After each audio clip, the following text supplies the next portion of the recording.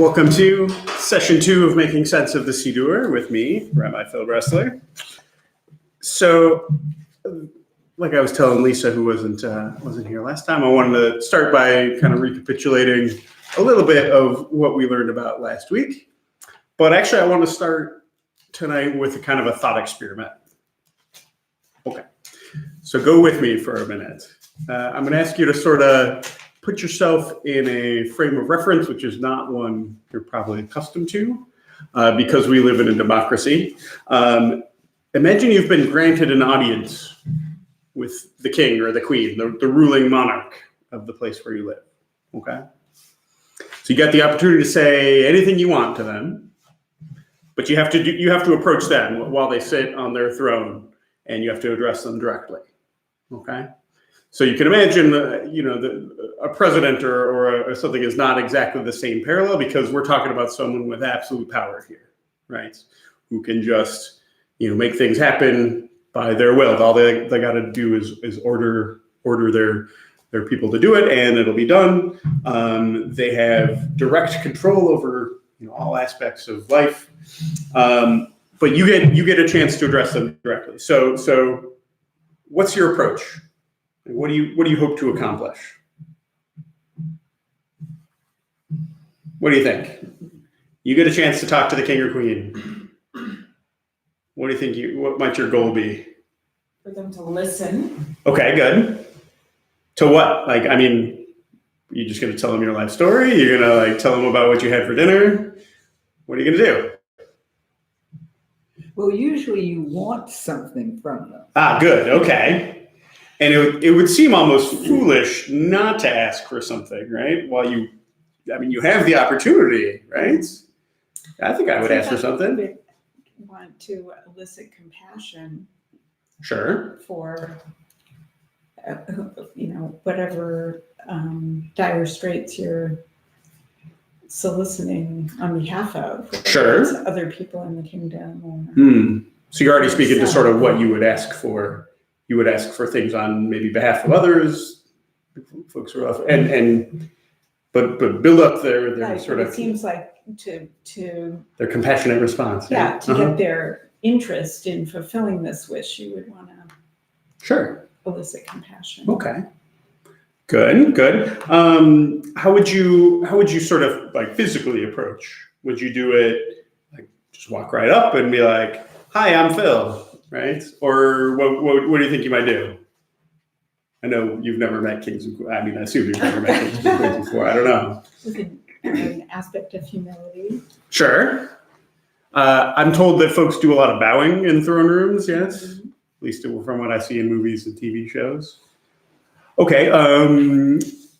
What would you say first? Would you go, say you had a request to make on behalf of someone else? Would you go right after it? Would you just be like, okay, here's what I need you to do? Maybe a gesture of respect for their position and power. Sure. Well, and what might that look like? Thank you so much for giving me a chance to talk to you. Okay. I'm very honored to be in your presence. Yeah. You're good at this. Okay, keep going. Yeah. Yeah, okay. So you'd probably want to, like you were saying, Lisa, but say something to put them in a generous mood. I'm told monarchs frequently like to be, told how great they are. I think any person in power, that's, when people tell me how great they think I am, whether it's my kids or anyone else, I'm inclined to listen, right? Whatever it is they want. What kind of things do you call you dad and we call you rabbi? Sure. If you're in front of a ruler, you use the title. Very good. Okay. You might, right. That's very clever. Yeah. Sure. Use the right titles, the right sort of modes of address. Right. Frequently there are kind of honorifics and formulas that people use to address royalty, right? What do you think you would actually ask for? You mentioned sort of asking on behalf of someone else, but I don't know, start something down. What might you ask for if you could ask for anything that the king or queen could provide? A general betterment of conditions and rights, assuming that they're in a powerful position and I'm just down low, I suppose they would have more, ability to make things better for everyone. And I think, yeah. Okay. So kind of, general request to like make better. I think that's great. Anything more specific? Down through the ages, one of the things that was always requested of assorted monarchs was tax relief. Okay. So can I frame that as helping our financial situation, maybe encouraging our financial prosperity by perhaps removing a tax burden, or maybe doing something positively too to say, we could really use some help. We need some, farm subsidies for our peasants or something like that, right? Mm-hmm. Sure. Or again, food, housing. Food, sure. Essentials, very good. Absolutely. Food, housing. This is more current like healthcare. Sure. Yeah, absolutely. Health. Absolutely. Generous folks like Lisa would go right to asking for others, but maybe you could ask for something for yourself too. I think that would probably be appropriate. And maybe, like as folks mentioned too, for the kind of whole society as well. Depending on what this king or queen is, king or queen of, could be as much as the whole world, right? Okay, say you've appropriately genuflected and approached and aroused the king or queen's attribute of compassion and made your requests, and it's time to go. How are you going to leave? What are you going to say or do as you leave? And you don't want to. Now's the time you can still blow it, so don't blow it. What are you going to do? Moshe, do you have any thoughts here? I'd like to jump into, yeah. Respectfully. Okay, what might that look like? More bowing. More bowing, good. More bowing, maybe more praising, more thanking. Sort of tie it together at the beginning, right? Gratitude. Right. Like you want to leave them feeling positive about you, right? Good. Maybe if you've already, this may be not your first audience with the king or queen, or you already have some sort of benefit you're receiving from them. You maybe gratitude for gifts you've already been given. Gratitude for the opportunity just to be there again. When you send an email and request something, thanks in advance for that. Saying, I really hope you're going to do these things, and thank you in advance for that kind of stuff. Okay. So it's pretty much the same formula if you were writing to anybody or speaking to anybody that you might need something from, whether it was the mayor or. Yeah, I would imagine so. Anyone from whom you need something, from whom you're going to request something. A neighbor. Where it's not like where they're at a station above yours, at least, right? Like I'm not sure, asking something from my kids, I'm not going to butter them up and whatever. I'm going to be like, just do it, like this. So right. I don't know. I often see. But someone at least at your station or higher, right? Sure. Yeah. Okay. So we can end our thought experiment. Thanks for playing along. I want to start with that metaphor because this approach and conversation with God is actually the sort of central conceit of the Amidah, which is our subject tonight. And we're going to go over the Amidah's construction by what I've been calling rubrics of prayer. The Amidah is itself a large rubric, and it contains smaller ones. And we're actually going to get down to almost the sort of granular size, the sort of atomic level of prayer, as it were. We're going to do that this time. We'll probably work with larger units in future sessions, but I think you'll see that the Amidah as a coherent prayer rubric in and of itself reflects this kind of sense of approach and conversation with God, who is within, you can imagine, within a rabbinic theology, God is ultimately powerful and sort of has those attributes of kingship or queenship and authority and rule on a scale even far beyond, flesh and blood rulers. Okay, so to get into the Amidah, I want to recall a little bit about what we spoke of last week, where we talked about the need for balance in between kavanah, which is the intention, sort of inward directedness of one's hearts, the balance in between that and keva, the fixity, the rigidity, the predictability, the order. We talked about how prayer began as something totally spontaneous, almost pure kavanah, right? And I realize I actually drew this backwards, but that's okay. Kavanah is what leads to spiritual prayer. Oh, okay, good. That makes more sense. Makes it easier. Writing on the board is sometimes hard. Yeah. Spiritual prayer is almost pure kavanah. It's what we see in the Tanakh. See, Moses' prayer when his sister Miriam is ill, Hannah's prayer for a child that's driven, just pure. It's purely spontaneous. It's purely from the heart. And the rabbis realized in the post-temple period that if prayer continued in this fashion, and it was to serve as to some extent, a replacement for the sacrificial system, there needed to be introduced this element of keva, some kind of fixity, so that it would remain coherent as an institution, and that people would be able to do it together, and it would last. Okay, so kavanah, like we said, is really the essence of what one might call spiritual prayer. And I'm gonna assert that there are kind of three attributes of spiritual prayer. This totally kavanah-driven kind of prayer. I'm gonna postulate that mostly so that I can compare it to what I'm gonna set up as halachic prayer. So spiritual prayer is for one thing inarticulate. By that I mean it's not out loud at all. Moses' prayer, Hannah's prayer, those were things uttered out loud. But you can imagine sort of at its essence, almost the most ideal prayer is one that's totally silent. It's just tears, right? It's just that. Maybe a single piercing wail is almost the ideal form of spiritual prayer. It's almost purified emotion, right? A purified emotion such that words are almost of no value. Spiritual prayer is internal, by which I mean it's entirely a matter of the heart. It's you can't have that kind of pure emotional feeling shared between more than one person. It has to come from only one heart, and therefore individual. It's not what comes out of you that matters so much as what happens inside, and it's totally individual. It's essentially a personal enterprise. You can't really cry out with that purified emotion on behalf of anyone else but yourself.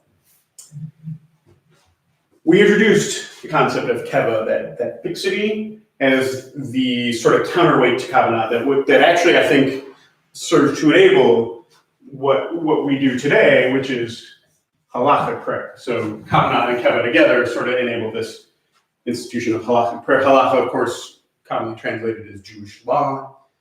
There's another shiur I should give on why I think that's not a great translation. But the point is, prayer in the post-temple period has a legal quality. It's something you are obligated and required to do. It functions within the framework of halakha writ large. And what makes halachic prayer different from purely spiritual prayer, it still has kavanah as a crucial aspect. It definitely gets the arrow from kavanah. But when you introduce the concept of keva, you end up with a kind of prayer that is articulate. It has to be said out loud in order for it to have impact. How are you going to keep everybody on the same page? Literally on the same page, unless there are words to recite, words to be said out loud.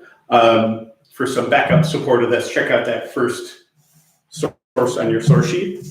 It's from Rambam, commonly known as Maimonides, in his Mishnah Torah. And this is a section on the laws of prayer, also the priestly blessing, but whole section on the laws of prayer. And he speaks specifically about the need for prayer to be out loud. It says the voice should not be raised during the recital of the Amidah prayer, nor should it be offered silently in thought alone. So it's supposed to be kind of in balance. The word should be pronounced with the lips, but softly, and yet be audible to the speaker's ears. So the only person who needs to hear it is you, but there is an essential act of hearing. The worshiper should not permit their voice to be heard by others unless they're sick, and I think presumably unable to control the quality the sound of their voice, or they're unable to concentrate their attention without reading aloud. One may not, however, do so at public worship, so that the congregants shall not be disturbed by their loud praying. So this should probably ring true a little bit if you've been in a service where there is a silent recitation of the Amidah, or in any kind of traditional setting. You hear a lot of that mumble, mumble, mumble, mumble, mumble. That's exactly what the Rambam is talking about. Prayer that is out loud enough for you to hear. There's something really crucial about it being sort of brought up from inside of you and given voice. But also, we're kind of doing a personal thing individually in a group, and so it's important that you not be shouting your prayer out loud, because that would clearly detract from the experience of everyone else. Make sense? Okay. So halakhic prayer has to be articulate, but very finely so. And this, I think, was also part of the end of, like I said, the ending the shibush, the kind of gibberish of prayer as it would have existed prior to sort of formulation of cell liturgy. Halakhic prayer is conversational.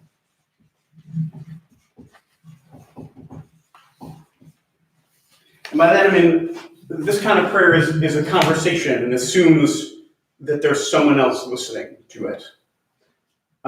Spiritual prayer, may involve sound, and it may not. That's not really relevant to its quality. But there is a sense with halakhic prayer that you're talking to somebody, and presumably God, but also yourself. It's got a conversational kind of back and forth quality to it.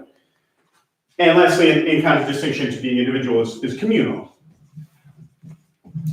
And of course, this should be pretty self-evident as is expressed in Jewish prayer. Currently, there's certain things that can only be said with the presence of a minyan. That's a quorum of 10 people. And it's why at least having at least a minyan of people there is considered ideal, even when you might conceivably be able to achieve superior kavanah alone in your home. I'm sure there are a lot of folks who would rather be silent and quiet and alone. Halakhic prayer, and I'm going to assert Jewish prayer, requires that you do something personal in the presence of other people. There's an important communal aspect about it too. And we'll see that touched on again as we sort of go through the Amidah in a little bit more detail. There's actually a fourth difference here too, which doesn't really have a parallel in spiritual prayer. But halakhic prayer is in its very essence petitionary. Petitionary. And by that I mean you're making a petition. You were asking for something. Human beings are, sort of by our nature, conversationalists who rightly make petitions, both of other people. Like we talked about how this is just a lot like asking for something from someone else. I think by our rights make asks of God and the universe. Whether we expect those to be fulfilled or not is sort of beside the point. That speaks to sort of a basic human quality of we want for good things to happen to us, and we want for bad things not to happen to us. And halakhic prayer gives a specific kind of container and a specific formula to that human need for petition. Kind of make sense? Okay. Questions about these two words have the same root? I mean, it looks. Keva and kavanah? Yeah. They do not. Yeah. But I wrote them out here because I was not going to assume that everyone spoke, read Hebrew characters. But kaveh, trust, wait, whatever, that would that have the same root as kavah? Let's see. Keva's with a kuf, and kavanah is with a kaf. But so then there's like the last line of Psalm 27, Kavel. Yeah, that's trust, wait. I see what you're saying. No, so keva literally means fixed or rigid. Like to likboa mashahu, like to fix something is to with the blessing when you affix your mezuzah to the wall is likboa mezuzah, to fix your mezuzah in a rigid position. Kavanah is from a root that means to literally to incline. like to tilt, angle, direct something. Okay. So the sense is that you are directing your heart, you're Right. directing your attention, your Pointing, focus yeah. in a certain direction, in this case specifically towards God in prayer. Make that make sense? So Yeah. I wrote them both with K's. Yeah. So then, kaveh, that's not related to the fixed, rigid. Yeah. Or- right. There are other. It's different yes, root. different root. Yeah. Okay. Any other questions about kind of this structure of halachic prayer? Yeah. And folks, I see a handful of folks watching us on the live stream. If you have questions and are able to type them in the chat, I will keep an eye on that and I can answer them as we go. So I'm going to set up that the Amidah is in a lot of ways the sort of prototype of halachic prayer. And in fact, it is the core. It is the earliest piece of halachic prayer that kind of gets formulated. But before we can really break it down, I have to introduce you to the sort of atomic level of prayer rubrics, the smallest, most basic unit, which if you spend much time in Jewish settings, you're probably already familiar with. It is the blessing. So the blessing is a uniquely rabbinic vehicle for addressing God. And it's the primary liturgical expression of Jewish spirituality. So there are three forms of blessings. I might write this down too, actually. I'm going to have to erase something before we go and break down the Amidah, but I'll write this down too. So there are three forms of blessings. Number one is for Hana'ah, which Hana'ah literally means enjoyment, or something like benefit. These are blessings recited when you receive enjoyment or pleasure from something in the world. So, for example, blessing over food. Blessing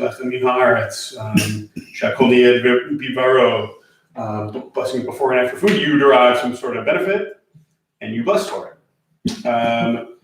Drinking wine, similarly. There's actually a bracha, there's a blessing you say after using the bathroom. That's all about how I'm so grateful that my body processes work properly. I would describe that as something for our benefit. Seeing a rainbow, that one's a little dubious, not really fits neatly, but I think you could argue that that's a sense of enjoyment. Second category of blessings are over mitzvot. So Hana'ah, or next one is mitzvah, which I could translate, but it sort of loses the sense, literally commandments. But they're blessings you say when you do a mitzvah. So it's a little easier to just describe in this case. Lighting Shabbat candles.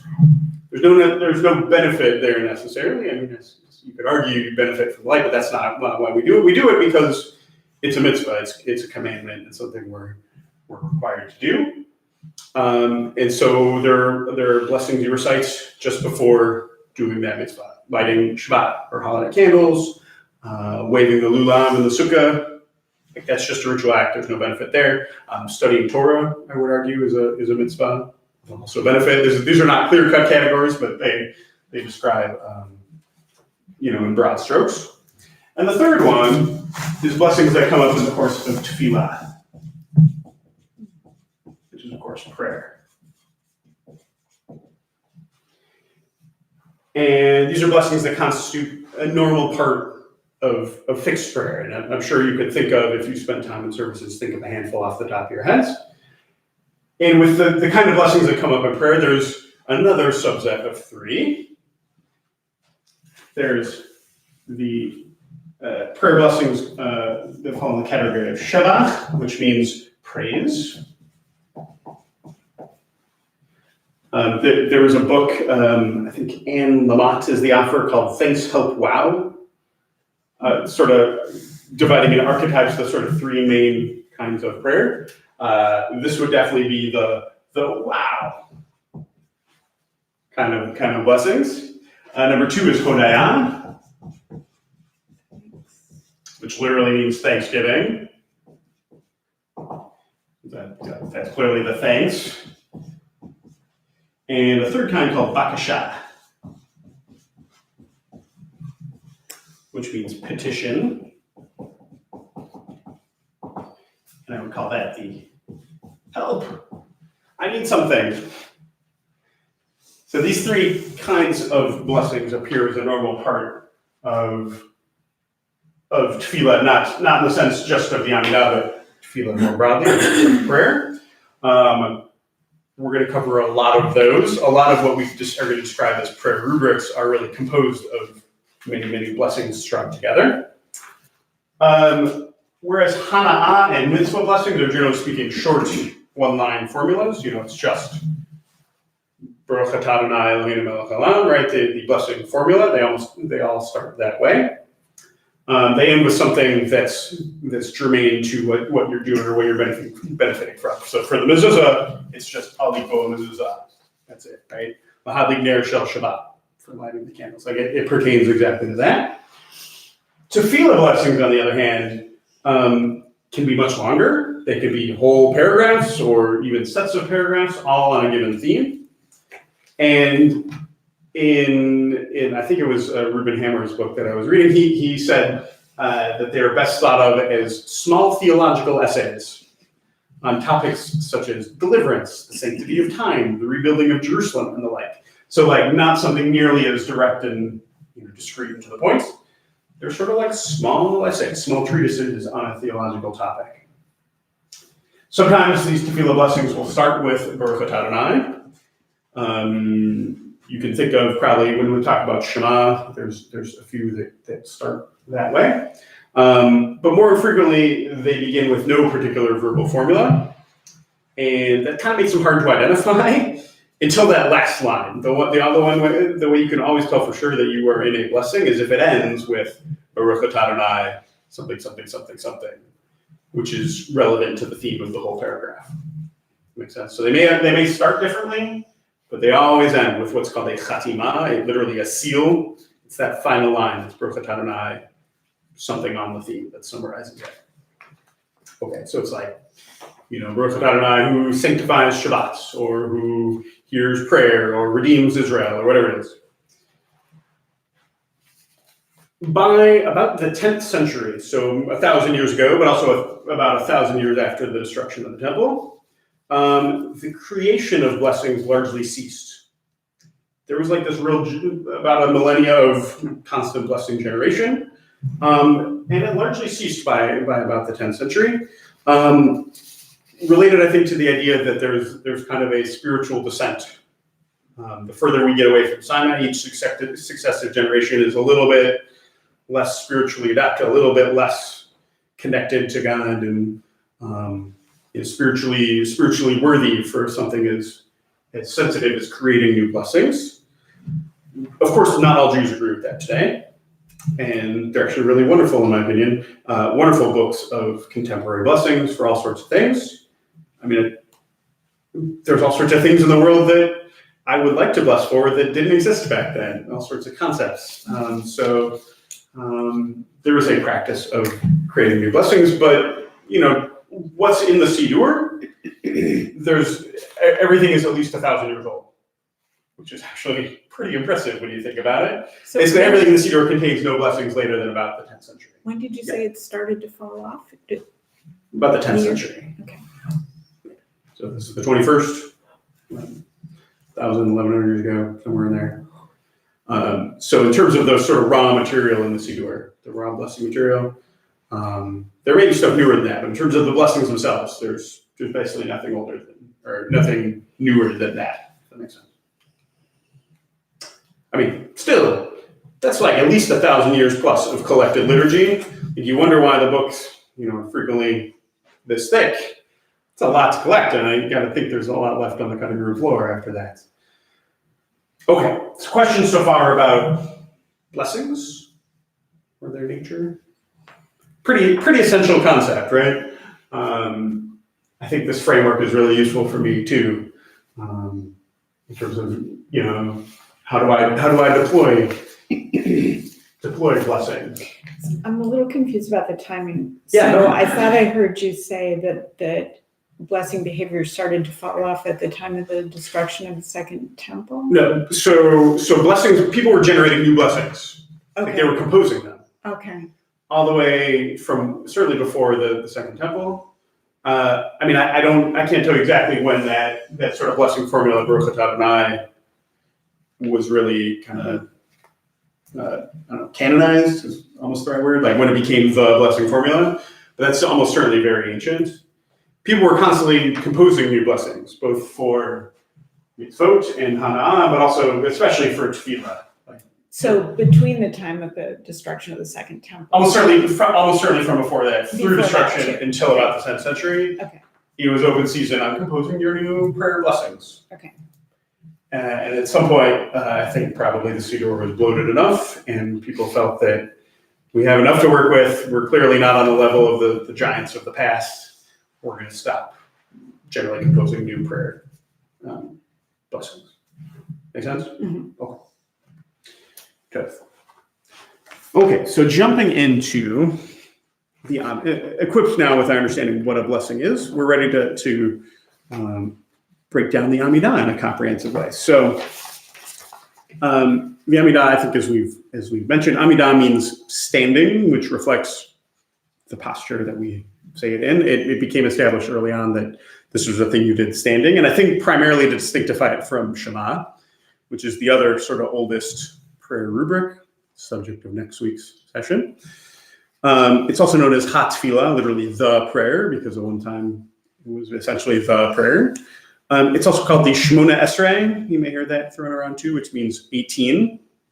And we'll talk about tonight how descriptive that is and also how not helpful that is in some ways. And the Amidah is a large rubric, as I said, composed of 19 discrete blessings, which should already said two different numbers there, so flag that for discussion later. 19 discrete blessings strung together one after another and divided into 3 sections. On some of these larger themes that we've seen, themes of praise, themes of petition, themes of thanksgiving. If you recall, I ran out of room on the board. I drew a bit of a diagram of Shacharit that sort of starts at the bottom and works its way up as if climbing a mountain from Birkot HaShachar, the morning blessings, Psukei Zimra, sort of taking you higher and higher, and then Shema, and then Amidah, finally peaking at the Torah reading and descending a little bit for the concluding prayers. This is about, at least 2/3 of the way, 4/5 of the way, 5/6 of the way, something like that, up to that mountain.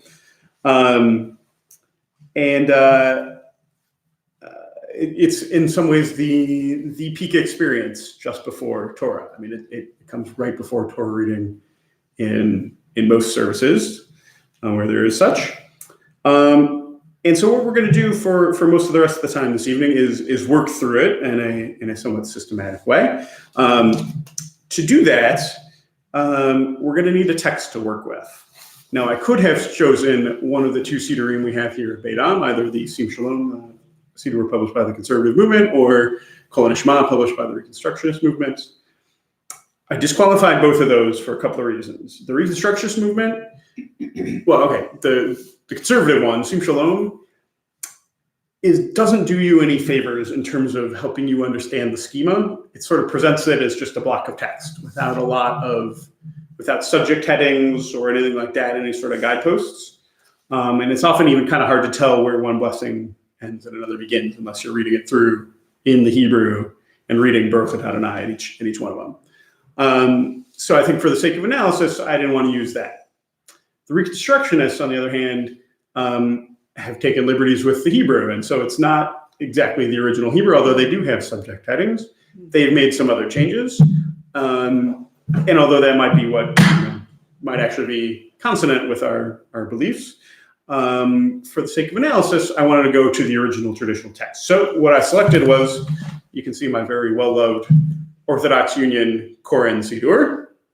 It is very orthodox. There is no egalitarianism in here whatsoever.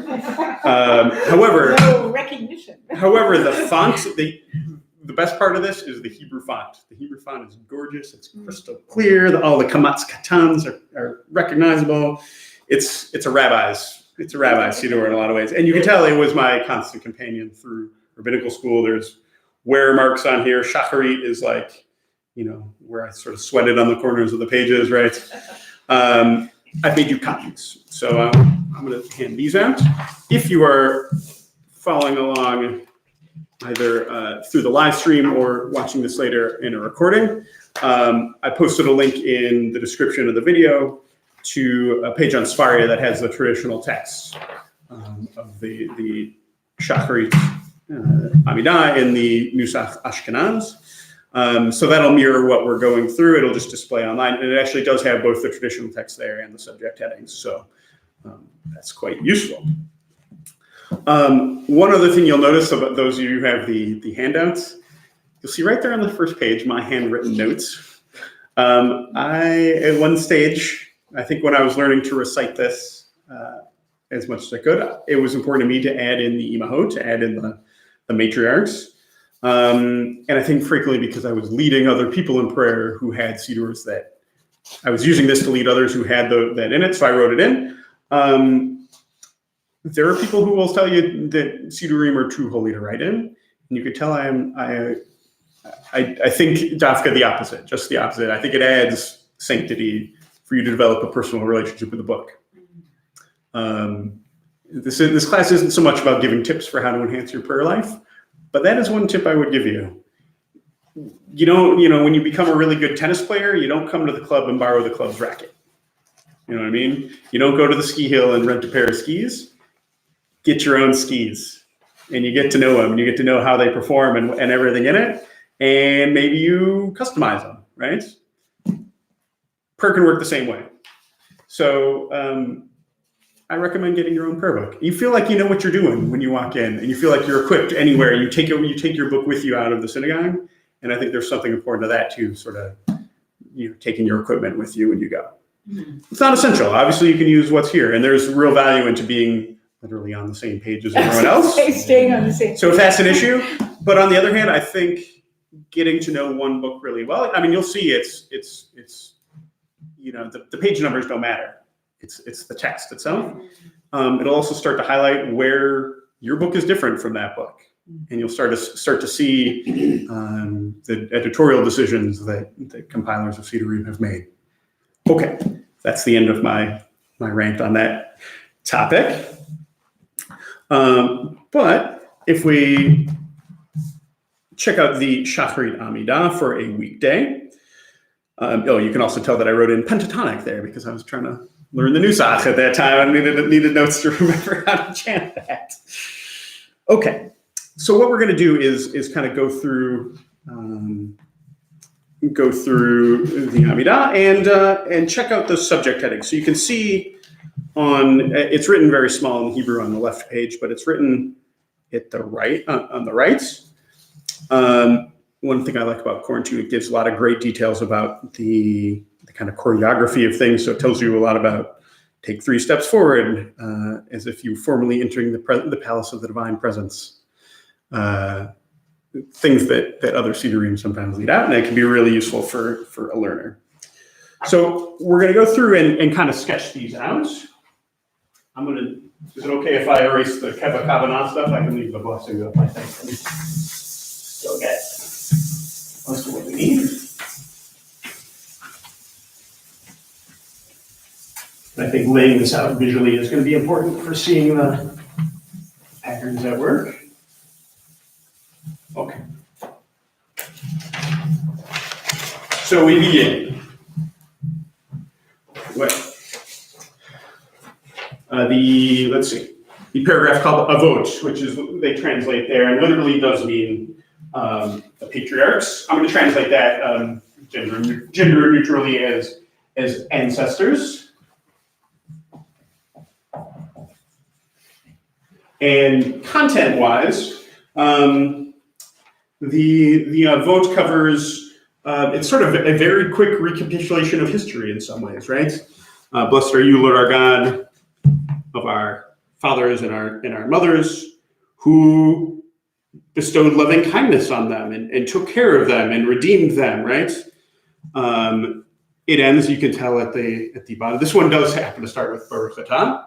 You'll note that they do not all start that way, but it ends at the bottom of the page, Baruch Atah Adonai Magen Avraham, literally the shield of Abraham.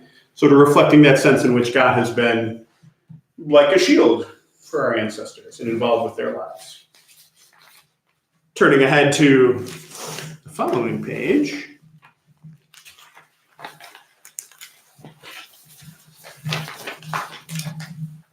A blessing known as Givurot. So a Gibur means something like, is a hero. So Givurot literally mean like heroic acts. And you can see from the content, we're not going to go like line by line and all this. But the content is God's powerful acts throughout history, right? It's God's power. Divine might. Specifically here in this case, and perhaps problematically for some, God is the God of history. God has been in a relationship with us, but God's power is expressed primarily through resurrection of the dead. You are eternally mighty, Lord. You give life to the dead and have great power to save. Considering sort of how we read God's power expressed in Torah, it seems like an odd choice. There's another separate class about how prayer is in some ways polemic as well. And what I've learned about this is resurrection theology, as it were, and sort of immortality of the soul was a specifically rabbinic thing. The rabbis were descendants of the Pharisees, who were opposed to the Sadducees, who did not believe in immortality of the soul. So this would have been a specifically anti-Sadducee thing. A Sadducee couldn't pray these words because they wouldn't fit with. But that's not the only thing here. God supports the fallen, heals the sick, sets free the captive. All of these kind of things. You'll note also there's a reference to the weather. It's also framed as God's power. And that changes based on the time of the year. We'll note more as we go through the way the Amidah morphs over the course of the year and on specific days to reflect specific nature of the day. Yeah. Our next page is the Kedusha. Yes. We're missing the. Oh, you're missing Givurot. You're missing Givurot? Yes. Oh no. I'm sorry. Well, you'll have to take my word on that. We're ready to go on to Kedusha anyway. Kedusha, interestingly, they don't translate here. Well, I guess they do on the next one. So Kedusha, you're familiar with the sort of longer Kedusha, the Nikadesh Shimcha Ba'olam, which you can see at the bottom ends with Baruch Atah Adonai Ha'el HaKadosh. Blessed are you, the holy God. That said, during the leader's repetition of the Amidah, one of the aspects you recall, we sort of touched on there being a balance in between the personal and communal in halachic prayer. One of the ways that balance is struck in the Amidah is by having first an individual silent recitation. I mean, not silent, as we said, a mumbled recitation, followed by a leader's recitation out loud on behalf of the whole community. And when the leader says it out loud, you do the longer Kedusha. This is actually what they call a piyut, a liturgical poem, that at some point got added to supplement the Kedusha and sort of expand it for the sake of the leader's repetition. But the essence is there at the end, that Chatimah. And if you turn ahead, it'll be on 114, 115 in your copies. Where it says holiness, there's that much shorter version. That's what you say when you go through this silent. Does that kind of make sense? I think we're missing that page too. Stop, really? Sorry. This was trickier than I thought. Oh, Yeah, it was all right. double-sided. Is it anywhere later on? No. Nuts. I don't know how that happened. I'm sorry. Okay. Well, then I'll just tell you what the next blessing is. That's what I get for making my own mass copies. Okay. Ancestors, divine might, holiness. These three sort of form a unit. They're generally portrayed as being shevach. They are blessings of praise. and they form kind of the introductory passage to the section that comes next. They're called praise, but I think a close reading of them will make it clear that that doesn't really do them justice. I think taken as a unit, they're an attempt to actually describe and define God in some ways. They're not only praise; they're an affirmation of Jewish belief concerning the nature and actions of God. We, from a rabbinic perspective, one of the essential qualities of God is that God has been an actor in history, and specifically in the history of the Jewish people, and has been in relationship with the Jewish people all throughout. Those qualities are recalled, and God's essential trait is holiness, apartness, separateness, set-asideness for a special purpose, and that's highlighted here as well. God certainly doesn't need praise. God is God. If anything, God tolerates it for our sake. So, this going back to our metaphor of this is you coming before the king or queen. It's a little bit for God's sake, but I think it's as much for our sake. It highlights our understanding of God and God's role in history and our relationship with God throughout. Yes, good. I think that's everything I wanted to say. Okay, so you don't have the next coming blessings after holiness. So you don't have one called knowledge. Okay. Well, the next section we're going to enter is 13 blessings in a row, which all form a section of petition. They all form a section of bakasha, and we get wisdom. I'm going to sort of just summarize these. Some of them have slightly varying translations. Wisdom, repentance, forgiveness, deliverance, healing. Note how many of these we mentioned in our discussion of what you might ask for, given the opportunity. Years, the blessing of years, which is literally what it says, but it actually means like agricultural fertility, specifically in the land of Israel. Gathering of the exiles.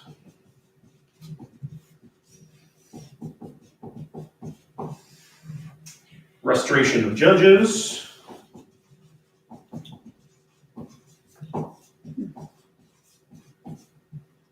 Punishment of heretics. That one's a tricky one. We'll touch back on. Punishment of heretics. Reward for the righteous.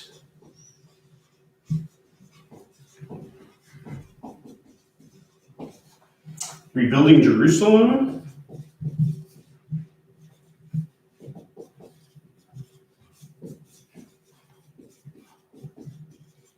I'm going to have to skip up here. The coming of the Messiah.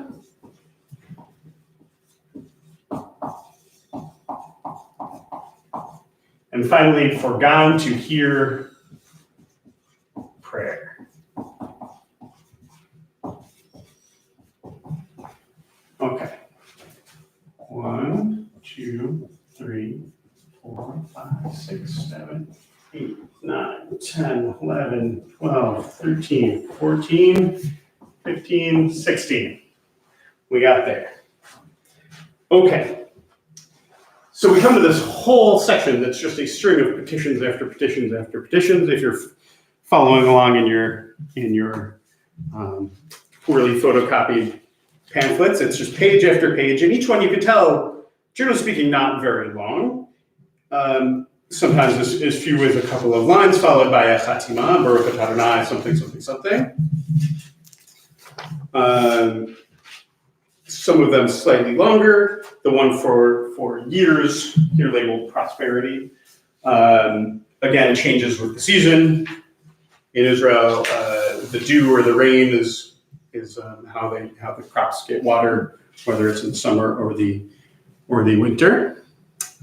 In gathering exiles, justice against informers, righteous. Okay, onward and onward. Finally, so these 13 blessings, there's sort of two ways I've heard to look at them. One is to look at them basically as discrete requests that pertain to the goodwill of the individual, or the good of the individual, or of all of Israel. There are things you as an individual or you as a member of the people of Israel might want. To be granted wisdom, to be granted the opportunity to repent and be forgiven, deliverance, healing. You want to be able to eat, things like that, right? One other interpretation I've heard that's useful, and which Reuben Hammer really likes, is that these are a progression of steps that lead to redemption. Without going into too much detail, you could sort of trace a path from sort of understanding wisdom to know when I've done the right or the wrong thing, having the opportunity to repent and try to do the right thing, being forgiven when I do, being delivered in such a way that I'm able to concentrate on that, healing, being brought together with all of my people and restoring good and right functioning, justice, keeping all the people who would stop us out of the way, rewarding people who do the right thing, rebuilding Jerusalem, coming to the Messiah. It's a little bit weird here in that framework because this is the peak, yet there's one blessing after, for God to hear prayer. So 16 seems kind of out of place in that scheme. The reason is, blessing 17 we'll get to in a moment, is recited on Shabbat. On Shabbat we do 1, 2, 3, and then in second we'll do 17, 18, 19. Those stay, and all these 13 in the middle get condensed into one. And so 17 stays on Shabbat. So in order to keep that in place, 16 and 17 were flip-flopped. This is Reuben Hammer's understanding, and it's sort of beside the point because you actually don't have to pick one interpretation. This is it's a composed text. So like any poem or any work, there are multiple valid interpretations of what it means. I think there's a lot of ways you can sort of trace a through line through here, or you can sort of look at it piecemeal. Like these are all individually good things that a person might want, and those are all totally valid interpretations. Yes. I think for the sake of time, I'm going to skip a little bit. One important point, I told you I'd come back to why there are 19 blessings when it's called the Shemona Esrei. If you jump back on your source sheet, I'm going to skip over a little bit, but on source 4 on the back, it mentions Shimon HaPkuli, which says arranged the 18 blessings. There's a little bit of debate in the Talmud on where this arrangement came from, whether it pre-existed. Rabban Gamliel, who gets a lot of the credits for it, or if it was an innovation particularly of his era. So they kind of have to resolve it. They decide that there is some stuff that pre-existed, but they forgot about it, and Shimon HaPkuli was the one who kind of rearranged things in such a way that it's the form we know it now on behalf of Rabban Gamliel. But here, in another part of the Talmud, it recalls that idea, and it says, the Talmud had already asked, why are there 19 when they're supposed to be 18? And it suggests that due to prevailing circumstances, there was a need to institute a new blessing directed against the heretics. And Gamliel said, the sages, is there anyone who can do it? And they went and got Shmuel HaKatan, who was known to be one of the most pious, because this was a really sensitive thing, and they needed to add this one against number 12 here, punishment of heretics.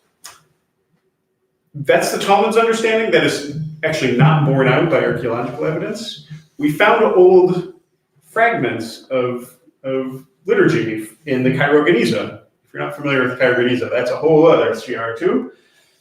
But it turns out that's probably not what happened. And what actually happened was 14 and 15, rebuilding Jerusalem and coming Messiah, were originally one blessing, and it got split into two at some point. And that's how we ended up with 19. That's beside the point. That's just interesting, sort of historically. Okay, let's take it home with blessing 17 through 19. 17 is for worship. 18, gratitude. And finally, 19 for peace.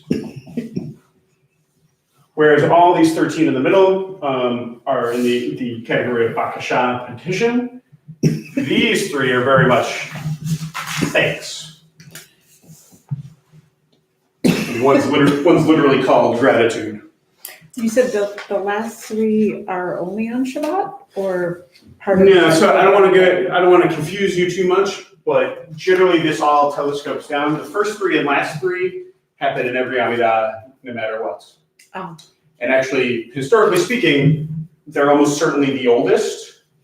At some stage before 18 was codified as like the number, and then bulldozed when it became 19. The Amidah was probably 1, 2, 3, 17, 18, 19.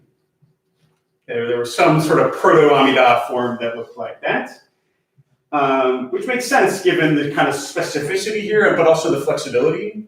This is what changes the most from holiday to holiday. You can see as you go through those pages, the insertions for Hanukkah and Purim and all these other things. That's all evidence that came a little bit later. And so it all telescopes down to one blessing. The understanding that I think is prevailing is basically on Shabbat, we're supposed to be content and happy, and it's immodest. It's not fitting to be asking for more things on Shabbat. So instead, these are all collapsed into one blessing that's about the sanctity of Shabbat only.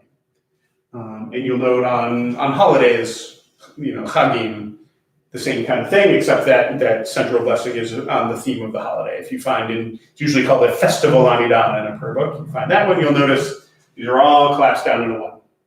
So it makes 7. So if 7 and 18/19 are easy to remember, that's how you can remember how many blessings are in each. Okay. So if you recall yes, Andrew, please. So just to make sure I have my head around it, so the middle section, those 13, that's not on Shabbat do we request, but on a weekday. Precisely. Daily prayer. Yep. Okay. Yep. Each one of those individually. Yep. All 13.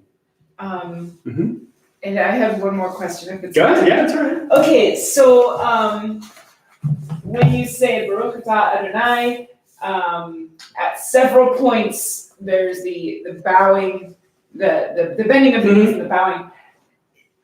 Is there a reason why it's certain Baruch Atah Adonai and not others? Yes, yeah, it'll actually make a bit of sense.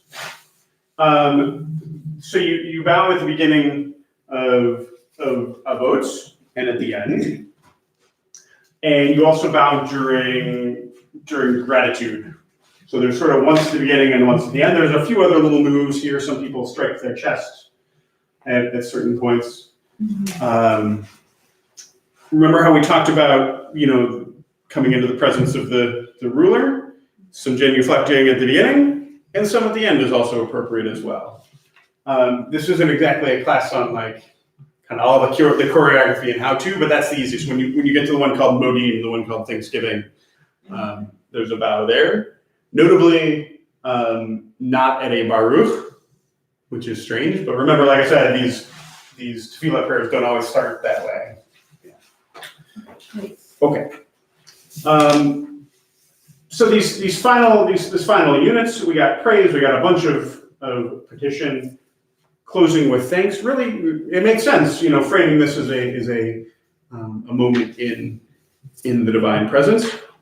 Coming back around to thanks, we're closing the circle, right? We're bringing the prayer to an end. We've praised and we've petitioned, and we're going to conclude by giving thanks for the opportunity to worship. And this is specifically, remember this was composed in an immediate post-temple era, so there is reference to restoration of temple worship. This is also not a class on the distinctions the different Siddurim make, but that's something that some liturgists, some movements who compose their own Siddurim do change, because we're not necessarily interested in that. And it has kind of a final coda. I think one thing that's really notable is these are all called thanks. They're also kind of petition too. We're still asking for peace, even on Shabbat. It's actually petition, but it's different. Like it's very clearly different than most of the rest of these. It's not personal. It's not even national. It's completely universal, right? And in that way, I think it's a fitting coda for the whole thing. When this is read through silently the first time through, there's also a paragraph. Almost certainly I copied this one. If you go all the way to the last page, there's a paragraph that starts Elohai Netzor L'Shoni, all the way to your last page. So after Oseh Shalom B'Ramah, the prayer for peace, there's this other paragraph that's it's what I think of as kind of the doorknob question. This might be something that other rabbis understand better. But when someone comes into your office and they're like, "Oh, I just want to stop by and say hi," and everything's good, and like, "Okay, I'll see you later," and they got their hand on the doorknob, and on their way out, they're like, "Oh, by the way," and that's the thing that they actually came there to tell you. That's the important thing. Yes. This is a little bit like that. This is a chance for personal prayers. So remember, this came together out of a drive for Keva, but it came from Kavanah. And so at some stage, it was really important to add personal prayers here. Or add personal prayers as part of your Amidah, as part of your tefillah.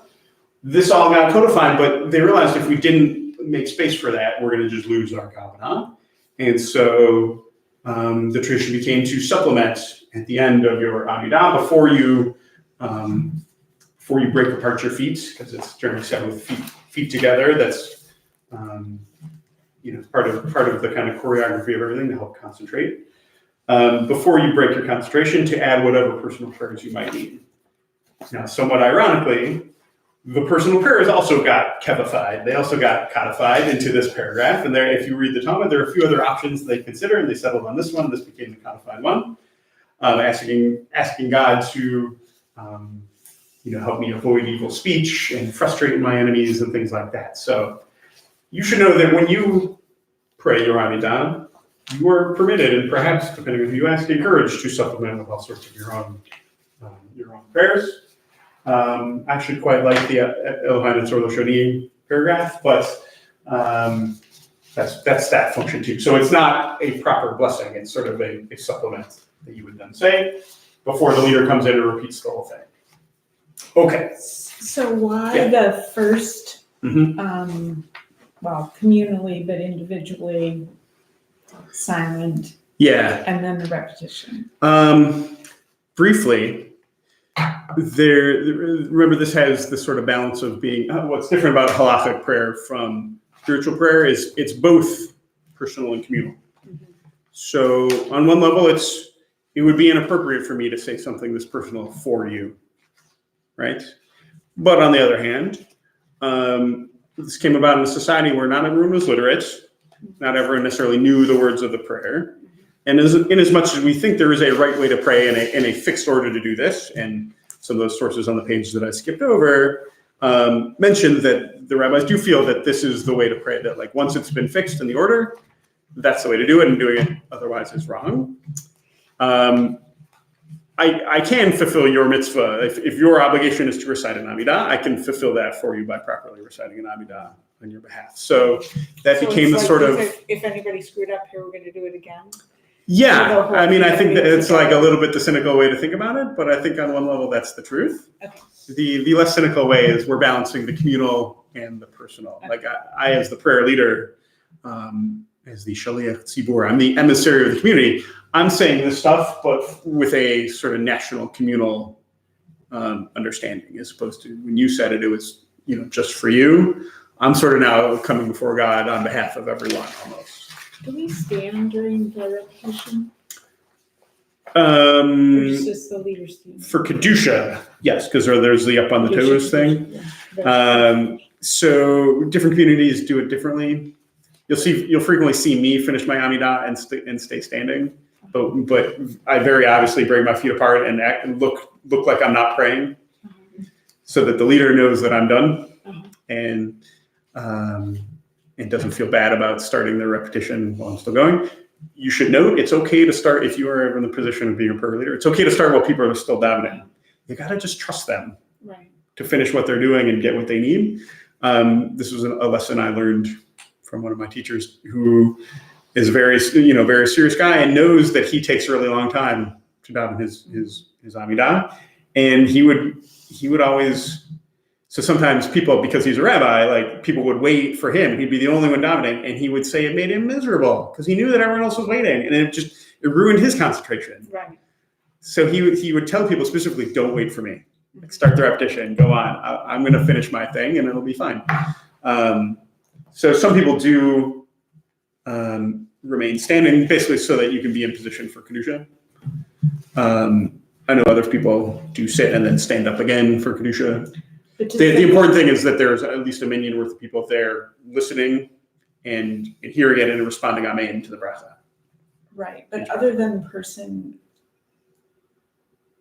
so you stand through kadosh, kadosh, kadosh, and then you can sit. People do sit Yeah. for the rest of the repetition. Because the leader's the one reciting the it. representative. Right. Okay. But they're also, you can't do it without a minyan because there needs to be at least a minyan worth of people responding. Actually, another reason to recommend the Koran is in the back. It has a whole section on Hilchot Tefillah and the laws of prayer and like how to do all this kind of stuff. Again, like pulled the highlights from the code from Mishnah Torah and Shulchan Aruch specifically for you. So that's not the kind of thing you'll find in a conservative Siddur. Okay. Any more questions before I wrap up? Cool. Okay. So I think there's a quibble to pick with my arrangement of things. I think you could argue that I should have started with Shema. In some ways it's simpler. In some ways it's even more of a statement of sort of an essential statement. But I chose to start with Amidah for a couple of reasons. One, it's historically speaking the sort of progenitor of this whole phenomenon. I think I used the metaphor of it was the sun at the center of the prayer solar system that everything else started to orbit around. It's the central prayer without which there is no service. Shema is said in the morning and the evening, not in the afternoon. There's an Amidah at every prayer, morning, afternoon, evening, and twice on Shabbos. It contains the basic elements of Jewish worship, all within one rubric: praise and petition and thanksgiving. And its concern is central concerns for Judaism, the redemption of the people of Israel and restoration to our status as a free people, accountable only to God, right? It has both personal and communal aspects in that way. It's an opportunity to specify your needs. Like this is the part where you're supposed to add your personal prayers and recite whatever thoughts, meditations you wish to add. I have to say, I think one of the best things you can do to enhance your prayer life is to learn to daven your silent Amidah in a coherent way. And by that, I really do mean practice reciting the words, so you can say them all out. You don't have to be like boo boo boo boo, but to say them consistently, and regularly. I think, for my family, there was a real spiritual experience to me of kind of mastering this essential text. And I remember, I would start reading and I just said, okay, I would come in every morning to the Beit Midrash and go to pray. And I would just say, okay, I want to try to get one bracha further this time before the leader starts. Because as soon as the leader started, I couldn't really concentrate anymore. So I'd say, okay, I want to get one further and try to smooth it out each time. And that process of kind of disciplining myself to be able to do that has given me kind of a sense of ownership, a sense of kind of mastery over something. And there's a way in which just reciting the words at a mumble can be a spiritual experience in and of itself. Not even necessarily focusing on their content, although obviously that's another way to approach this too. But there's something to almost meditative about it, of just letting the words spill out. And there's some days when at a certain point, you can get through the whole thing with no mistakes, and you're like, "Wow, I was just really in the zone today." That's a spiritual experience, but it's one you can't have without that kind of practice and discipline.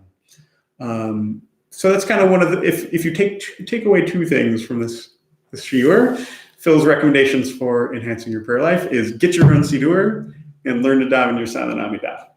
Because you'll be able to deploy it anywhere, and you'll start to appreciate much more the differentiations. And but when I say daven a silent one, I mean the regular weekday one, which is tricky because we don't necessarily gather for weekday davening here a lot. I would also say, if it makes more sense, learn to daven your Shabbat one too, if that's when you're coming to pray. But to have some kind of baseline that's your normal, as it were, so you can start to appreciate the differentiations, right? When something is different from what you're used to, you'll notice it. And you'll be like, okay, I appreciate the artistry here a lot more. It's interesting what you said, because I've heard from teachers in many different traditions Yeah. that rote prayer is the most direct route to transcendental, I don't know what words, I mean, but a true connected experience. Interesting. Rote prayer. I mean because you let go of the rote and yeah. I think yes, and also it can't possibly be the only way to do it. I think once you can do that, it's true. there's another project of to force yourself to slow down and start thinking about the words again, because otherwise it's going to be totally automatic, and you're going to lose the kavanah aspect, right? Which is also clearly essential. It seems like it would be harder to stick with the kavanah if you were doing rote prayer than if you were doing some other kind. But the teachers that I know say that it's sort of that it does seem like one of those inherently contradictory things. Takes your mind out of it and puts your it's been my experience too. Yeah. I mean, it's one experience. Like I said, you don't have to stick with only one way through this. So try one, see where it gets you. Change something, try something else. Like that's how you keep growing and learning. So thanks, friends. Thank you. Thanks, everyone watching this. I see a handful of folks watching the live stream, more than last time, which makes me happy. Good. And thank you to everyone who will eventually watch this over the magic of the internet and recording. Thanks for learning with us. Take care.